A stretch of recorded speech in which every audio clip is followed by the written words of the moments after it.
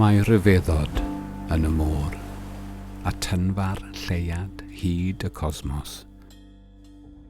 Roedden ni gyd, bob un ohono ni, unwaith yn rhan o seren ddisglair yn awyr y nos, ffrwydrodd ac osgarwyd ni ar draws y bydysawd. Fel gronynau tywod, rydym i gyd wedi cael ein ffurfio a'n chwalu eto, dro ar ôl tro.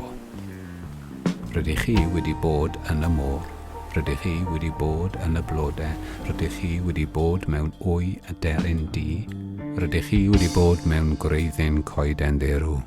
Rydych chi eisoes wedi adnabod y byd, roeddech chi'n ei adnabod ymhell gyda diwrnod rhyfeddol y cawsoch eich creu.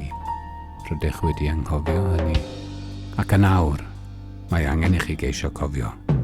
Cofiwch, cyn i amser raso'n i flaen, ac i'r gwenyn yn gadael am byth. Cofiwch yr hyn a ddaeth o'r blaen. Cofiwch yr hyn yr oedd eich rieni ci, eich hen rieni ci a'ch tapestri hir cyfoethog o gyndeidiau yn ei wybod yr holl leiadau hynny yn ôl. Roedden nhw'n siarad ar gwenyn. Roedden nhw'n dweud yn newyddion wrthynt yn hapus ac yn drist, ac roedd y gwenyn yn ei tro yn cadw'r blaned yn fyw. Gyda'n gilydd, mae angen i ni ddod o hyd i ffordd o wneud i'r gwenyn aros. Ond beth fyddwn ni'n ei ddweud a sut fyddwn ni'n ei ddweud?